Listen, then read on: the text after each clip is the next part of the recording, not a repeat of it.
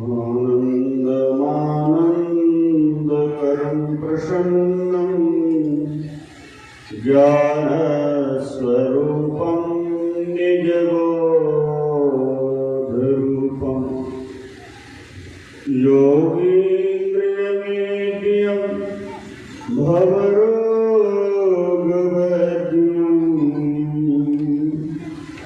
श्रीमद्गुरुं नित्यमहं नमामि। श्रीमद्गुरुं नित्यमहं नमामि।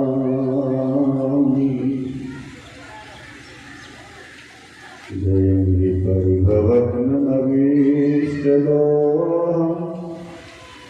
ईर्भास्परं शिवविरञ्चिनुतं शरण्यं भृत्यारतिहं प्रणतपालु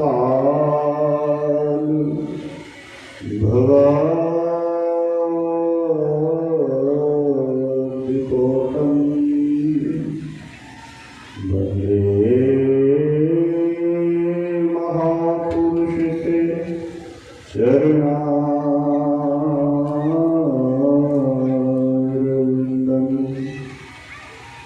धन्य धन्य सद्गुरु सुखदा महिमा कहीं न जाए। जो कुछ कहूँ तुम्हारी कृपा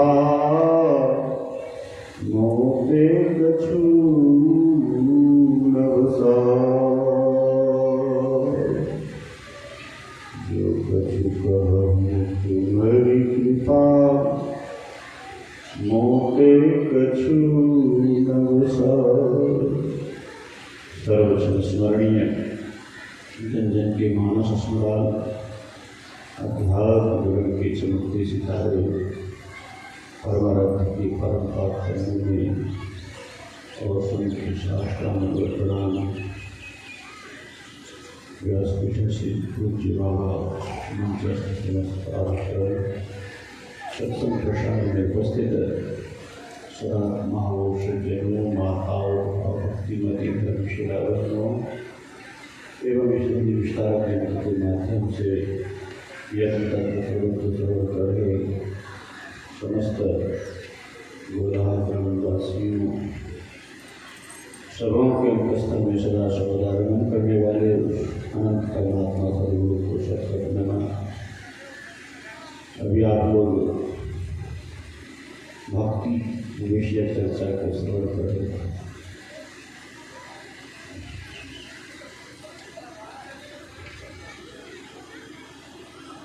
परमाराध्य का अमर वाक्य है, भक्ति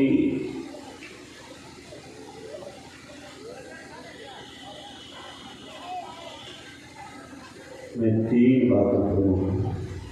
वह है स्तुति, प्रार्थना और उपासना। अभी पाठ के माध्यम से भक्ति के 9 प्रकार सुने। अब गुरुदेव उसको मुख्य समाचार के रूप में मात्र 3 सूत्रों में स्पष्टीकरण दिया है। नारद भक्ति सूत्र को अगर देखेंगे बहुत विशाल का ग्रंथ है, उसमें बहुत सारे सूत्र मिलेंगे, लेकिन सबको अवलोकन करने के बाद स्पष्ट होता है परमाराध्य का वचन मुख्य समाचार के रूप में। भले नारद सूत्र में भक्ति सूत्र में बहुत सारे सूत्र हों भक्ति के, और नवधा भक्ति में अभी आपने 9 प्रकार को सुना, लेकिन स्तुति, प्रार्थना और उपासना में सब के सब आ जाते हैं।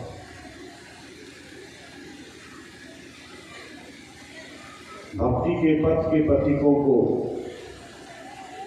भक्ति के उस गगन में अपना उड़ान भरना चाहते हैं, तो जैसे पक्षी के जो 3 बातें आवश्यक है, पक्षी को आकाश में अगर उड़ना है तो उसके पंख भी होने आवश्यक है, उसके बाद पैर भी होना आवश्यक है और पूंछ भी होना आवश्यक है। पंख, पैर, पूंछ, तीन में से एक भी अगर किसी प्रकार से विक्षेप आ गया है, किसी प्रकार से कोई कमियां आ गई है तो आकाश में नहीं उड़ सकती। पक्षी चाहे पूंछ नहीं हो या पैर नहीं हो, पंख है तो केवल पंख के बल पर वो आकाश में नहीं उड़ सकती है। कोई भी पक्षी केवल पंख के बल पर ही वो नहीं उड़ती है। पंख दिखता है कि पंख ही उड़ा रहे हैं, पंख के ही सहारे उड़ रहे हैं, लेकिन उसके सपोर्टर दो है जो स्थिर दिखता है। उसी प्रकार से अगर हम भक्ति पथ के पथिक बनते हैं, ये तीनों अति आवश्यक है। स्तुति जीवन में नित्य नियमित रूप से स्तुति करना आवश्यक है। जो सत्संगी, जो गुरुभक्त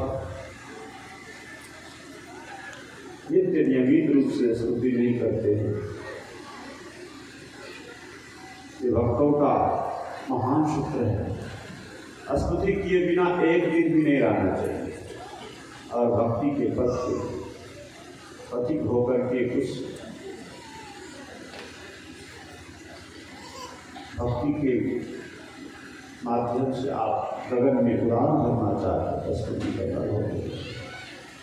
प्रार्थना भी जरूरी है। प्रार्थना करते हैं, स्तुति करते हैं यशगान को, और प्रार्थना करते हैं विनयपूर्वक कुछ मांग को, और उपासना करते हैं निकटतमता प्राप्त करना। उपजोर आसन, निकटतम आसन, अपने इष्ट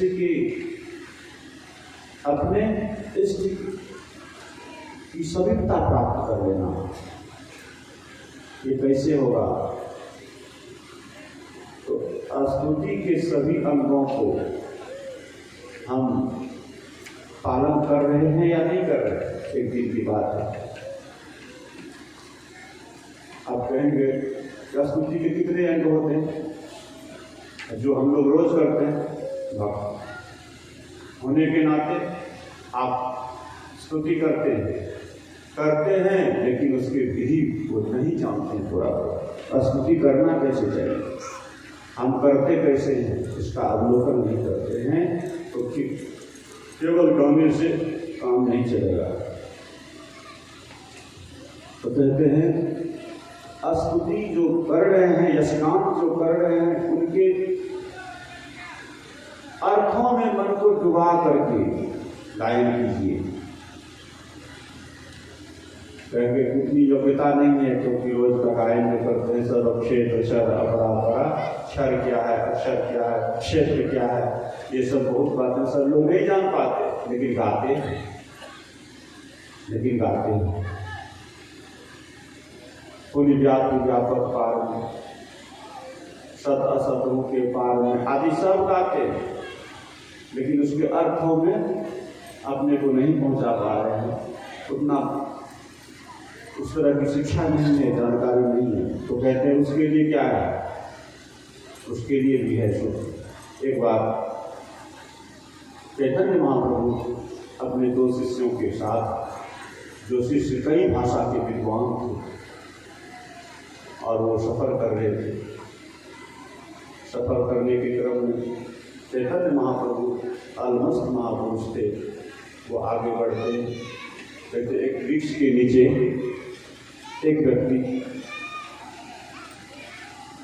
बैठा है। चैतन्य महाप्रभु का पैर अनायास उसके ओर बढ़ गया। शिष्य तुरंत प्रश्न कैसे करे, उधर कहाँ जा रहे हैं? तो वहां गए, बगल में बैठ गए, जो व्यक्ति बैठे थे वहां बगल में बैठ गए, और उनके आंखों से अगर अश्रु चल रही थी और वो कुछ पढ़ रहे थे। तो ये भी बगल में जा करके बैठ गए, और इनके भी आंखों से देखते ही देखते अगर अश्रु चलने लग गया। चैतन्य महाप्रभु के नेत्रों से झरझर आंसू के रूप में गिरते हुए देख करके उनके शिष्यों को, जो कई भाषा के विद्वान थे, उनको नहीं ढा दिया। वो अवलोकन करता है, देखें कि ये व्यक्ति पढ़ रहा है तो क्या पढ़ रहा है? तो पढ़ रहा था गीता का पाठ कर रहा है, और देख पा रहा था कि ये पढ़ा लिखा नहीं है, क्योंकि ये गीता का संस्कृत में श्लोक है और इस संस्कृत का सही उच्चारण ये कर नहीं पा रहा। जब ये सही उच्चारण ही नहीं कर पा रहा है तो ये समझ भी नहीं पा रहा होगा उसके अर्थों को। जब ये उनके अर्थों को बिना समझे रो रहे हैं, इसका मतलब है कि ये विक्षिप्त है, पागल है, मन में ये अर्थ लगा। फिर अपने गुरु के ओर जब अवलोकन करते हैं तो देखते हैं कि गुरुदेव हमारे क्यों है? चलो ये तो पागल है, लेकिन हमारे गुरुदेव इनके पास बैठकर के क्यों रोते हैं? बस कुछ ही देर के बाद वो उस ग्रंथ को समेटते हैं और उसके समेटते ही ये अपने गुरु जी से प्रश्न करने की इच्छा बनाते हैं कि आप गुरुदेव से पूछते हैं कि आप क्यों रोते हैं? तो गुरु जिसे बिना पूछे अब पूछने ही वाले थे कि उनके मन की आवाज सुन लिए, और चैतन्य महाप्रभु कहते हैं कि अरे तुम मुझसे क्यों पूछना चाहते हो? जब वो सामने है तो उसी से क्यों नहीं पूछ लेते? इतना ही तो कहना था, मन की जाने सब गुरु कहाँ छुपावे अन्य। इसका अर्थ नहीं ससर गया कि मेरे मन में चल रही बात के गुरु जी सुन लिए, आप उन्हीं से क्यों नहीं पूछते हो जो मुझसे पूछना चाहते हो? गुरु का आदेश पाकर के उन्हीं के पास गए और पूछते हैं, श्रीमान आप गीता पाठ कर रहे थे? कहा जी भगवान गीता पाठ कर रहा है। बोले कि गीता तो संस्कृत में है, आप पढ़ नहीं पा रहे थे, शुद्ध हो नहीं रहा था आपको? बोला कि जी भगवान मैं बहुत पढ़ा लिखा नहीं हूँ, बस किसी तरह से पाठ कर लिया करता हूँ। बोले जब ठीक आप पढ़ नहीं पा रहे थे तो समझते भी नहीं होंगे ठीक। वो बड़ी गिर करता हो शब्दों में कहा जी मैं ठीक सही समझ भी नहीं पाता हूँ। आप ठीक विचार किया है कि सही में हम नहीं समझ पाते। कहा जब आपने समझ नहीं पाते उसके अर्थों को तो फिर रोते क्यों हैं? बोला इतना कहना था कि फिर वो शुरू कर दिया और पुनः वही हालत हो गई होगी जो पाठ के कड़ी में था। आप रोते क्यों?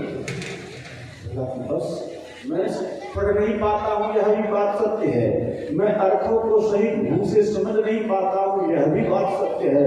लेकिन जब से मैंने गीता को उलट कर पढ़ना आरंभ करता हूँ, उसी वक्त से आप देखे होंगे गीता के किसी भी गीता के ऊपर भगवान कृष्ण का चित्र होता है और अर्जुन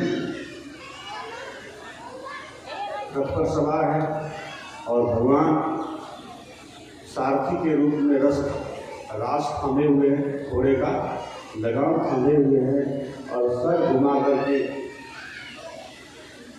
अर्जुन की ओर उपदेश करते हैं। बस जब से मैंने गीता का पन्ना उलटता हूँ उसी वक्त से मैं यह दृश्य देखता रहता हूँ कि कन्हैया सब उसी को उपदेश देते रहोगे। एक बार इस आगे की ओर तो नजर डाल दो, ये भी धन्य हो जाएगा। बस वही एक बार भी जो इधर मेरे तरफ मुड़ करके नहीं देखता है, इसीलिए मैं रोता हूँ। और मुझे कुछ इनके गीता के अर्थों का पता नहीं है, श्लोकों की जानकारी मुझे नहीं है, बस वही मैं देख करके होता हूँ कि एक बार भी तो इसको देखो, सब दिन पाठ को ही देखोगे, वो नहीं देखता है। बस इसी दृश्य अवलोकन के कारण हमें रोता रहता है। थोड़ा विचार कीजिए, ये प्रसंग है, जितनी बातें सुननी थी उनके चरणों में नतमस्तक हो गया। जो कई भाषा के विद्वान थे वो उनके चरणों में मस्तक रख करके प्रणाम किया कि आप धन्य हो और आपका ये अनुष्ठान, ये पाठ बड़ा ही महत्वपूर्ण है। तो कहने का भाव है प्रार्थना कैसे होनी चाहिए। हम गुण गावत तुलक शरीरा गदगद विराज वह विराज, ऐसे पाठ है। स्तुति करें तो कैसे करें कि अपने आप में अगर सही मायने में आप सही ढंग से दृढ़चित्त होकर के अगर स्तुति करेंगे तो स्तुति पौने घंटे का है, और जब आप उठेंगे तो लगेगा कि हम ध्यान करके उठे हैं। लेकिन स्तुति सही से हो। अगर आप अर्थों को नहीं जानते हैं, आपकी उस तरह की बौद्धिक क्षमता नहीं है, तो स्तुति करने के क्रम में आप अपने इष्ट के प्रतिबिंब को सामने बना करके और मनोयोगपूर्वक एकाग्रचित से आप स्तुति गायन करें तो आपको अनुभव होगा मैं अभी ध्यान करके उठा, ऐसा आनंद आएगा। स्तुति प्रार्थना इस तरह की जब स्तुति होगी तो निश्चित जिसका आप जसगान करते हैं उनके तक सूचना पहुंचती है। जब उनके तक सूचना पहुंचती है तो वो निश्चित आप से मिलने के लिए आप जिसकी बड़ाई करेंगे, इधर उधर आपसे उसका परिचय नहीं है, आप उनके आसपास कभी बैठे नहीं हैं, लेकिन आप उसकी इर्द गिर्द बड़ाई, अगर आपको उससे कुछ काम बनाना है, गाँव समाज के व्यवहारिक बिंदु की मैं बात बताता हूँ, कोई बड़े आदमी है, उनसे आपको कोई काम नहीं है, लेकिन उसके पास पहुँच बनाना संभव नहीं है, तो उसके पास पहुँच बनाने का एक आसान उपाय है कि आप उस बड़े आदमी का जत्र तत्र बड़ाई करना शुरू कर दीजिए। जत्र तत्र बड़ाई करेंगे तो उसके माध्यम से जत्र तत्र बड़ाई करते हुए वो आवाज़ वहाँ तक पहुँच जाएगी किसी न किसी दिन, और वो आवाज़ का असर यह होगा, वो कितना भी बड़े क्यों न हो, वो आपसे एक बार जरूर मिलने के लिए व्यक्त हो जाएगा। वो व्यक्ति मुझसे कोई पहचान परिचय नहीं, लेकिन मेरी बड़ाई बहुत करता है गाँव समाज में, उससे मिलना चाहिए। आखिर क्यों ऐसा करता है, हमसे क्या मिला है उसको? जिस दिन वो मिल गया आपका बड़ाई करना सफल हो गया।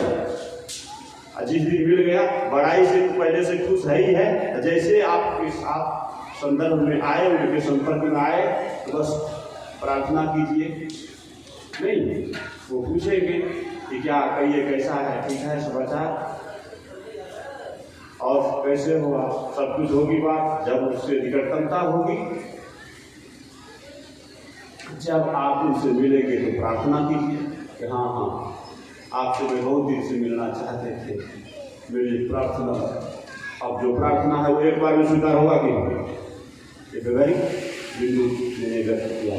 उसी तरह से उस परमपिता परमात्मा सदगुरु का यशगान करते हैं, स्तुति करते हैं, निश्चित वो जहाँ भी हों, जिस स्थिति में हों, वो खुश होंगे हम मानव से, और जब वो खुश होंगे तो समझ लीजिए वो प्रकट होंगे, और आज जब प्रकट होंगे तो प्रार्थना कीजिए कि मुझे एक संस्मरण याद आ रहा है गुरुदेव का, यही अररिया जिला बड़ा धन्य, बहुत वर्षों से सुनाता रहा हूँ, लेकिन आज सौभाग्य की बात है कि यही अररिया जिला का संस्मरण है। इसी अररिया जिला से एक माई गई थी कहाँ, धरारा आश्रम गुरुदेव के समय में, और वो 12 बजे दिसंबर रात्रि में 12-1 बजे के बीच में वो गुरु महाराज के उस पंडाल में, अब तो वो खत्म हो गया पुराना वाला, नया बन गया, वहाँ बैठ करके वो दिसंबर रात्रि में भजन गा रही, ध्यान अवस्थित मुद्रा में आंख बंद करके भजन गा रही, और गुरुदेव अपने निवास में लेटे हुए थे, और गुरु महाराज कहते, कौन है जी? जी हुजूर भगीरथ। बोले उठाओ उनको। उठाए, छड़ी दो, छड़ी दिए, ले चलो, लेके चल दिए बाहर उस दिसंबर रात्रि में। और जब बीच प्रांगण में पहुंचे, अब किधर जाना है? 3 जगह का रास्ता है, एक हॉल की तरफ है, एक खेत की तरफ है, और एक मेन गेट की तरफ है, किधर चलना है? तो उस वक्त तो रूम से निकलने के समय में पूछने की औकात नहीं हुई। दो बाबा थे, पूज्य केदारनाथ बाबा, पूज्य भगीरथ बाबा, और जब वहाँ मुख्य स्थान बीच मध्य में गए तो कहते, सरकार कहाँ जाएंगे थे? कहते सुनाई नहीं पड़ता है, आवाज कहाँ से आ रही है? बोले आवाज हुजूर आ रही है सत्संग हॉल महिला खटाल से, कोई माँ बहन गा रही है भजन, कहा कि वहीं चलना है, वहीं चलना है। बोले हुजूर वहाँ रेलिंग से बड़ा सा तना जाए देते हो। अच्छा जाओ, उसी को बुला के ले आओ। कुछ भगत बाबा बाम पकड़े रहे सरकार का, और कुछ केदारनाथ बाबा दौड़ कर गए। गर्मी का समय था, माँ बहन बहुत जैसे तैसे सोई थी पंडाल महिला खटाल में। जब हिम्मत नहीं किया जाने का, बीच में वो बैठी थी, गुरुदेव का आदेश है, कैसे ले जाएंगे? गए और वहाँ जा करके बगल में कहती है, बहन जी, बहन जी। बहन जी का सुनेगी, बहन जी तो एकदम ध्यान अवस्थित मुद्रा में अग्रल असम से बहन जी गा रही थी अपनी भगतिया सतगुरु साहब मोदी के बात सुनते हुए। वो तनाकार स्थिति में भजन गा रहे और आवाज लगाते हैं, और वो कुछ नहीं सुन पाती है, क्योंकि तदाकार स्थिति थी, एकाग्र चित्त था, देहाध्यास से ऊपर उठ कर गा रही थी। और वो जानते हैं, कान के पास मुंह ले जाकर कहते, बहन जी उठती है, देहाध्यास में आती है, और करके प्रणाम करती है, आदि कवि तुम मुझे क्या प्रणाम कर रही है? जिसका पुकार लगा रही थी वो स्वयं आकर के खड़े हैं, जल्दी उठो, चलो। उठ करके गई, गुरु महाराज बीच प्रांगण में खड़े, सोचिए थोड़ा क्या है? प्रबल प्रेम के पाले पड़कर प्रभु का नियम बदलते देखा, अपना मान गले टल जाए पर भक्त का चलते देखा।